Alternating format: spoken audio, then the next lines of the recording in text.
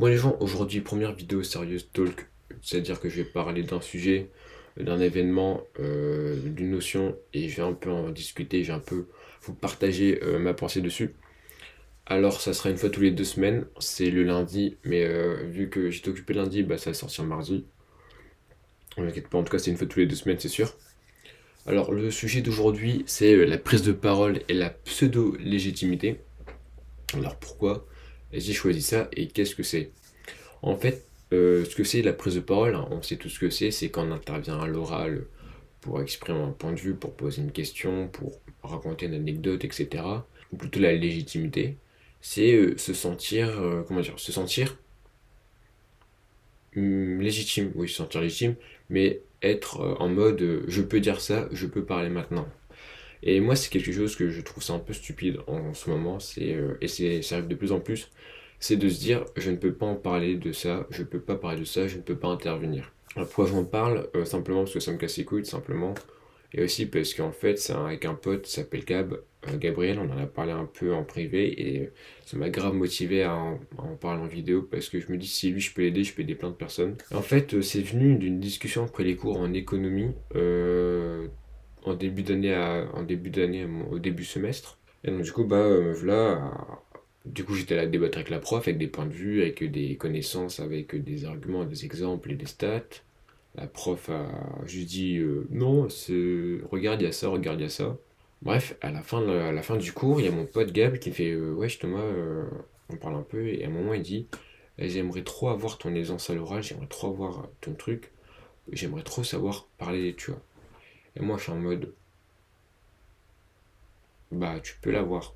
Parce que je suis un mec qui bégaye, qui articule pas. Du coup je me dis what the fuck, genre moi qui bégaye et qui articule pas, je je suis plus à l'aise, je suis meilleur, je peux mieux parler à l'oral que lui. Et il m'a dit, je me sens pas légitime, je me sens pas parler avec la prof et tout. Et moi, je suis en mode, si tu parles pas avec la prof, tu pourras jamais savoir si c'est légitime. Et donc, du coup, bah, je lui ai dit ça, je lui ai dit, ça existe pas là. Je dis en mode, bah, mec, tu peux parler comme tout le monde, genre, je suis un humain, c'est une humain, c'est une humaine, on peut parler. Ensuite, c'est venu, il y a une semaine ou deux, peut-être trois, je sais plus. Mais en tout cas, on parlait dans mode, on reparle du sujet, mais un peu plus en profondeur. Je lui ai expliqué ce que je vais vous dire. Et vraiment, il m'a dit, ouais, je me sens pas légitime. Genre, moi-même, je me sens pas légitime. C'est pas quelqu'un qui va dire, je me sens pas légitime. C'est moi qui me sens pas légitime. En fait, cette pseudo-légitimité vient du fait qu'on est timide, qu'on n'ose pas parler à l'oral. Simplement, on est timide, on est shy. Ensuite, on a peur du jugement de l'autre en mode, si j'interviens, ils vont penser quoi, l'autre il va penser quoi. Mais aussi, le monde qui est autour de moi, ils vont penser quoi. Ensuite, on a peur d'être moqué. Je sais que moi, longtemps, longtemps. On va dire que les mecs se sont moqués de moi parce que je suis intervenu en cours avec des idées contraires que la prof et que le sens commun. Je suis venu avec des arguments et tout. Ça s'est foutu de ma gueule, ça a rigolé. Ça, c'est vraiment, les gars, c'est parti en fou rire. Moi, j'étais en mode, tu veux que je t'encule, tu veux que je te démarre. Donc, du coup, je peux comprendre et tout. Et justement, c'est ce regard de l'autre. Justement, vu que les autres sont tous autour de toi, bah, il faut que tu brises ce regard, il faut que tu brises le regard de l'autre. Il faut vraiment que tu te dises, je vous écoute pas, je mets mes œillères et vraiment je parle de ce que j'ai envie, j'arrive avec mon idée, je vais débattre, je vais poser ma question coûte que coûte, rien à foutre parce que ça se trouve je suis pas le seul. Voilà, ça c'est un peu le dialogue des profs, t'es pas le seul à penser ça. Aussi parce que toi t'es pas d'accord, t'es en mode bizarre, du coup tu vas quand même argumenter et tant pis des autres. Parce que de toute façon, les autres, c'est quoi? C'est des bons toutous, ils vont jamais oser prendre la parole, ils vont être en mode oh non, l'autre a raison et tout. Alors qu'en soi, c'est juste des chiens qui écrivent derrière leur maître. Et donc, du coup, justement, pour casser cette timidité, parce qu'on n'ose pas dire ce qu'on pense, par exemple, on peut bégayer, comme moi, je bégaye quand t'es timide, quand t'oses pas. Quand tu sens que tu n'es pas à l'aise pour parler, c'est un petit conseil, c'est que vous pouvez tout simplement répéter votre question, votre prise de parole plusieurs fois avant d'être interrogé. Moi, c'est ce que je fais très souvent en cours, en conférence, etc. C'est que quand je sais que je dois poser ma question, je me la répète à l'infini. Vraiment, je me la répète à l'infini. Je répète 20 fois minimum la question pour ne pas bégayer, choisir les bons mots pour pas justement avoir peur de passer pour un ridicule parce que je dise pas le bon mot, je bégaye, je suis pas trop sûr. Du coup, moi, je répète, je répète, je répète, je répète. Du coup, je répète, et ce qui fait avoir une aisance. Parce que si tu as travaillé ta question, tu es plus à l'aise à l'oral. Et justement, cette pseudo-légitimité commence, comme j'ai dit, par un manque d'aisance à l'oral. Donc, du coup, vraiment, la pseudo-légitimité vient vraiment d'une confiance en soi. Genre, vient vraiment de ton aisance, ta confiance en toi. Du coup, comme je dis, pour la construire, tu répètes plusieurs fois la question, ou tu t'apprends à faire une prise de parole dans un cercle plus réduit. Je sais que moi, pour être meilleur à l'oral, quand je pose des questions à des conférences, quand je pose des questions à des profs, quand je débague des profs, quand je débague des inconnus avec des personnes qui sont quand même à l'aise dans leur sujet, qui sont un peu des pros, et bah ça commence par moi tout seul. Ça commence par il y a un sujet, comme là je vous fais, sauf il y a plein de fois, juste, je suis là dans ma tête, je suis comme ça, j'écoute ma musique et je pense. Je fais comme ce que je fais à l'instant, mais dans ma tête. J'essaie de me construire un argument, j'essaie de me construire plein de choses. Ensuite, ce que je fais, c'est que j'en parle à ma famille. Genre, quand il y a des trucs et quand il y a des trucs, je suis pas d'accord avec ma famille, j'en parle. Bon, des fois, c'est de la merde, mais tranquille. Genre, tu viens, tu fais non, je suis pas d'accord avec ça, ouais, tu vois. Comme si c'était un intervenant, comme si c'était un truc comme ça. Comme ça, toi, ta prise de parole dans un cercle réduit, tu sais que c'est ta famille. Par exemple, si c'était ton daron, ta daronne, ton frère, ton cousin. Tu sais que tu vas moins être jugé. Du coup, profite de ce moment-là pour t'entraîner. Ensuite, t'en fais avec tes amis. Moi, je sais que j'ai avec mes amis, on a beaucoup de débats, de pensées constructives, de pensées intellectuelles. Je sais que vraiment, genre, à tout moment, avec mes potes, on peut débattre sur un sujet comme ça. Donc, du coup, n'hésitez pas vraiment, genre, à vous entraîner. Genre, n'ayez pas peur de dire ça à vos amis. Parce que vraiment, vos amis, je pense que bah, c'est avec qui on est le plus à l'aise à l'oral. Genre, c'est eux qu'on va raconter le plus de conneries, etc. Donc, pourquoi pas si commencer des sujets sérieux avec eux. Parce que moi, je sais qu'avec mes amis, je fais ça aussi. Genre, les amis, je sais qu'avec ma pote Chiara, on débat souvent sur un point de vue et tout. Ensuite, il y a mon pote Ilias, avec qui on parle aussi beaucoup. Donc voilà, il faut vraiment que vous vous entraînez sur des sacs plus réduits pour ensuite, après, faire ça en classe, en conférence. Ensuite, la pseudo-légitimité vient aussi du fait de ne pas avoir de connaissances sur la matière. Mon pote m'a dit, ouais, j'aime trop voir tes connaissances et tout, nanana. Et je me suis posé un moment et je me suis dit, quand est-ce que j'ai commencé à ouvrir ma gueule, quand est-ce que je commençais à débattre avec les gens. Et je me suis dit, c'est là où je suis rentré en prépa. Avant la prépa, j'avais pas de débat parce que genre j'avais aucune connaissance. La prépa m'a donné plein de connaissances et là maintenant que j'en ai, je me permets d'ouvrir ma gueule. Alors c'est vrai que avoir tellement de connaissances, savoir tellement de choses, citer des auteurs pour un sujet, par exemple, je sais pas, moi, on parle de l'art, bim, Platon, tu vois, par exemple, on parle de la poétique, bim, Machiavel, oh bim, Bacan, tu vois, genre je fais plein de trucs comme ça en écho, bim, Keynes, tu vois, il y a plein de trucs comme ça. C'est vrai que quand tu les as pas, c'est plus compliqué pour débattre. Mais tu peux quand même dire ton point de vue, hein. Ça, je vais en revenir juste après. Deux, ok, t'as des connaissances, mais il faut les appliquer, et ça, bah, c'est pas tout le monde qui peut le faire. Et puis même, je vais vous vraiment présenter une anecdote pour vous montrer vraiment que l'accumulation de connaissances ne veut rien dire sur votre légitimité à parler. Je vous la fais en cours parce que cette anecdote mérite que j'en parle pendant 2 heures. Là, je vais en parler un petit 5 minutes maximum. C'est le cas de Monsieur Jafflin. Bah, il faisait une conférence. Plutôt, il était conférencier. Non, il était intervenant. Ouais, il était intervenant. Lors d'une conférence, il y avait plusieurs intervenants. Monsieur Jafflin, pour ceux qui ne savent pas, il me semble qu'il est agrégé de philosophie. Voilà, il y a un livre, c'est un peu un banger en philosophie. Il est invité chez TED, tu vois, le truc où il y a des conférenciers qui sont payés des mille et des mille et des mille. Il va dans des plateaux télé, donc vraiment le gars, il a une légitimité de fou furieux pour faire un truc en philosophie. Philosophe, il a l'habitude de parler en conférence, à la télé, donc il est un peu rodé quoi, le poteau il est un peu rodé. C'est vraiment en ce moment-là de monsieur Jafflin, où j'ai dit fuck la pseudo-légitimité, ça n'existe pas. Tu ne peux pas être légitime à parler, c'est faux. Et ce mec, en philosophie, il voulait carrément créer une école, donc tu vois vraiment le niveau du gars, des connaissances qu'il doit avoir. Ce gars a sorti les pires dingueries, les pires âneries du monde. Il a sorti les pires horreurs sur les femmes, sur les personnes trans, sur les personnes homosexuelles, sur les ouvriers, sur les personnes pauvres, sur les étrangers. Vraiment, les gars, c'est un mec de C8, hein. Y a rien à dire. Le ref est vraiment, il regarde C8 tous les soirs. Et sauf le gars, bah, il dit de la merde. Bon, moi, je rigole tellement que c'est un truc de fou. Genre, c'est incroyable les propos qui sortent, mais moi, avec mes potes, je les sors pas. C'est un truc de fou. C'est vraiment, bien sûr, en humour, attention, calmez-vous. Même en humour, les gars, ces propos, je le dis pas. C'est un truc de fou. J'étais rempli de rire. Et le gars, vraiment, waouh. Du coup, moi, je suis choqué après ces propos tout furieux. Donc, du coup, bah, je lève la main pour poser la question, parce qu'on peut poser la question. Là, je me suis mis dans quelle merde? Je vais attaquer quelqu'un sur ses travaux, sur sa pensée, sur sa valeur symbolique en philosophie.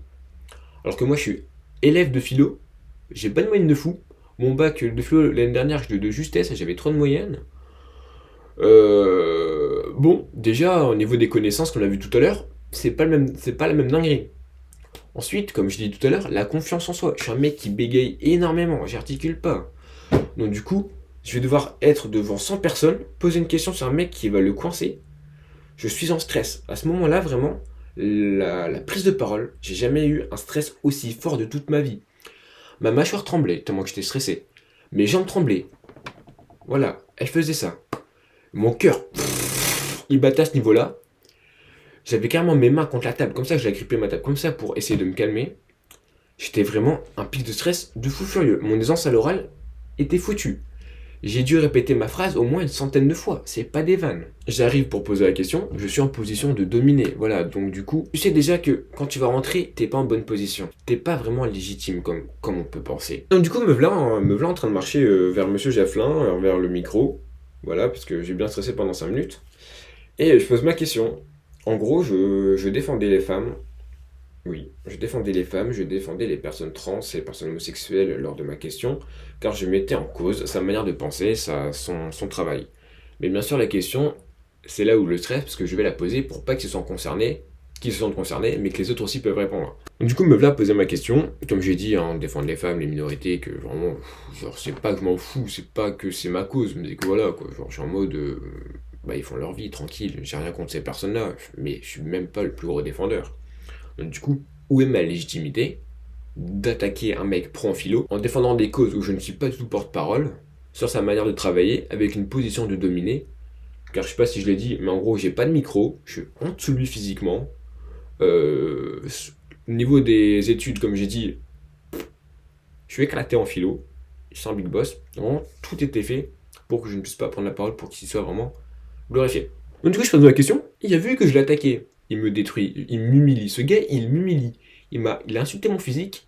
Il m'a pris pour son chien en plus. Il m'a pris pour son chien et c'était mon physique. Toi, t'es là, t'as un mec qui t'insulte devant tout le monde. Tu peux pas répondre vu que t'as pas de micro. Bon, je réponds, mais personne n'entend. Devant 100 personnes, dont ton corps enseignant et tes amis, et ceux qui te détestent. Là, je peux vous dire, les gars, si vous étiez timide et tout, si vous pensez à une pseudo-légitimité, c'est finito pipo. Vous ne parlez plus de votre vie en public. Au final, je me suis fait insulter par ce mec, humilié. Et là, j'avais envie de mourir tout simplement. J'étais en mode, pourquoi j'ai posé ma question? Et là, les gars, c'est ça qui est fou. C'est qu'à ce moment-là, pile quand je pensais en mode, mince, j'aurais dû fermer ma bouche. J'aurais dû laisser continuer, vu que je suis pas légitime et il m'a fumé. T'as les autres intervenants qui m'ont félicité, limite ils m'ont applaudi, ils m'ont dit bien joué jeune homme, bonne question, très bonne question, nanana, ils m'ont glorifié. Ensuite, après ma question, je suis parti, mes potes féministes elles ont fait pas mal champion.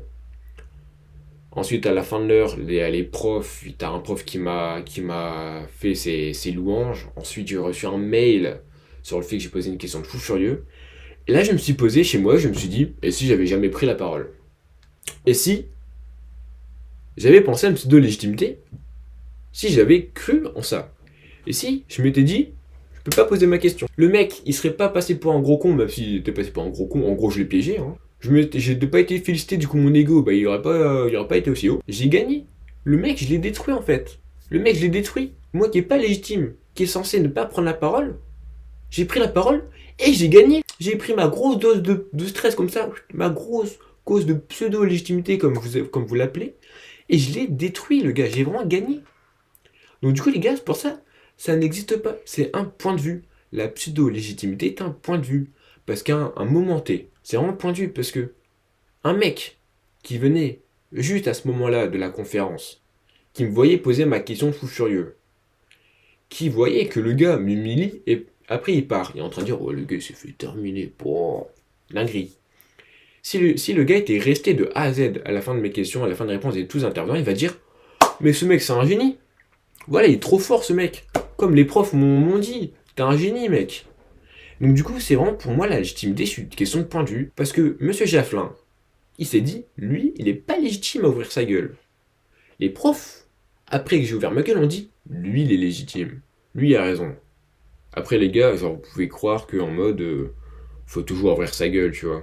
Non, parce qu'en fait, le problème, c'est que la prise de parole, c'est le fait, c'est qu'on on n'ose plus parler carrément. Ça m'est arrivé cette année, en fac, comme j'ai dit. Le problème, c'est qu'en fait, t'ouvres ta gueule, t'es pas comme eux, ils t'aiment pas. C'est aussi simple que ça. Vraiment, les gars, l'humain est très bête. L'humain lambda est très bête.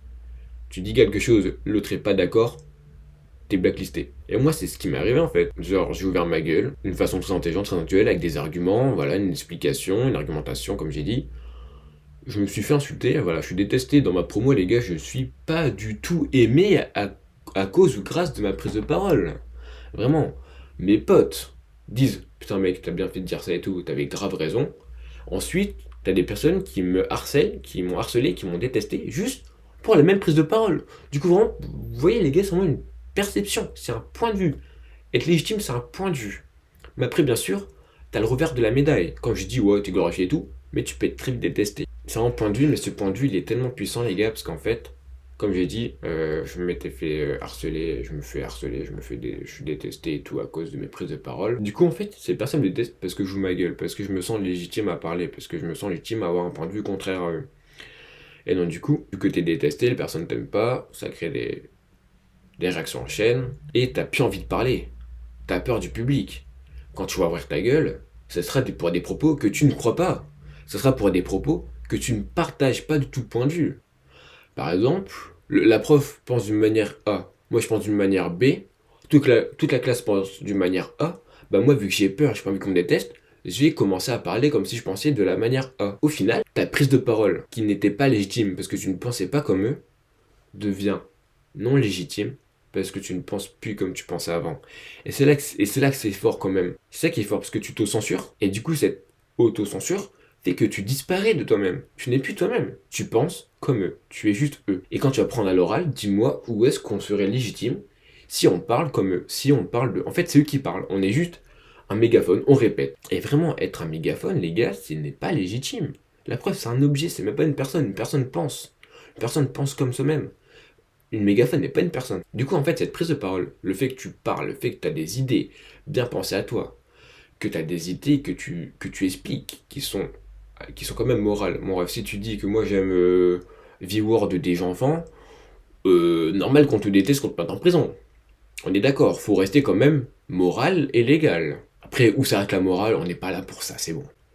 Et donc du coup, me voilà à me construire un groupe d'amis en fac assez fort. Vraiment, on a une petite bande et c'est assez fort. Mais par contre, tout le reste, même pas. Mais je me dis, vaut mieux que j'ai un groupe d'amis serrés qui acceptent que je pense d'une certaine façon et que un grand nombre de personnes me détestent, ne m'aiment pas, que avoir plein de gens qui s'en foutent, ils ont oui, Thomas il pense bien et tout, voilà, c'est bien, nanana, d'être un peu populaire parce que j'ai des idées de pensée comme tout le monde, mais ne pas avoir un groupe d'amis sur qui je peux compter, tu vois. Par exemple, je sais que si demain j'ai des problèmes à la fac avec certaines personnes, je ne sais pas pourquoi, et je ne souhaite pas en avoir bien sûr, je sais que je pourrais compter sur eux. Alors que si j'étais un mouton, j'étais un fantôme, je pourrais compter sur personne, parce que je ne suis pas moi-même. Donc petite conclusion sur ce petit point, c'est vaut mieux être aimé par pas beaucoup de personnes, mais être aimé très fort, que être apprécié pas follement par énormément de personnes. Et vraiment, c'est une discussion que j'ai eue avec Ilias et Crazy. Deux discussions à part, bien sûr. C'est le fait que vraiment, tu ne peux pas être tout le monde. Tu peux pas être d'accord avec tout le monde. C'est impossible. Sinon, il n'y aurait pas de guerre. Voilà, simplement. Tout le monde serait des clones. Tout le monde serait des objets. Tout le monde serait des mégaphones. Bien sûr que tu peux penser pareil que les autres. Et bien sûr, tu peux penser différemment des autres. Moi, justement, je parlais d'Ilias. Il y a beaucoup de sujets qu'Ilias, on n'est pas d'accord. Beaucoup de sujets avec Alexandre, on n'est pas d'accord. Mais c'est pas pour ça qu'on le déteste. Et justement, on aime bien. Parce qu'on a des discussions sérieuses. C'est constructif. On écoute le point de vue de l'autre. On a notre point de vue. On fait quelques arguments. Ensuite, on a une pensée différente parce qu'on a su écouter l'autre. Parce que on se sent pas supérieur. On se sent pas légitime comparé à l'autre. On va pas dire, hein, ferme ta gueule, tu dois pas parler. Non. Tu parles, je parle, on s'écoute, on en discute, on ressort avec des idées qui ont peut-être évolué, qui n'ont peut-être pas évolué. Et donc du coup, oui, je disais, pardon, je me perds. Et donc du coup, je disais, vraiment avec ces deux mecs m'ont dit, Thomas, tu ne peux pas être d'accord avec tout le monde. N'aie pas peur de prendre la parole. n'aie pas peur d'être validé, de ne pas être validé par les autres. Parce que vraiment, faut pas avoir peur, les gars. Faut vraiment pas avoir peur. Parce que cette peur, après, elle te bouffe. Et comme j'ai dit que si, imaginons, j'avais eu peur de parler à Monsieur Chafflin, eh bah, les débats avec les profs, les amis, les questions, d'autres conférences, bah tout ça aurait fait que je ne serais jamais arrivé à ce point-là. Je serais toujours à ce point-là, en termes d'aisance à l'oral. Parce que c'est l'entraînement. C'est l'entraînement. La pseudo-légitimité n'existe pas. Comme je dis, c'est qu'un point de vue. Donc du coup, votre point de vue, les gars, doit toujours être en mode je parle. C'est tout. Donc voilà, c'était tout ce que je voulais dire sur la pseudo-légitimité. J'espère que mes petites pensées vous ont plu, vous ont aidé dans la vie. Si vous n'êtes pas d'accord, n'hésitez pas dans les commentaires à dire en quoi vous n'êtes pas d'accord. Je pourrais peut-être en réagir en live, en vidéo dans 2 semaines ou la semaine prochaine. Voilà, c'était juste une petite pensée sur le qui-vive que j'ai bien sûr écrit sur son téléphone pour pas bégayer. Bien sûr, voilà, petit bloc-notes, on aime ça. Je compte faire des formats comme ça de plus en plus souvent, parce que voilà, c'est que 30 minutes de rush, après le montage va assez vite et je peux publier ça. Donc dites-moi en commentaire donc, peut-être les prochains sujets que vous aimeriez bien que je parle.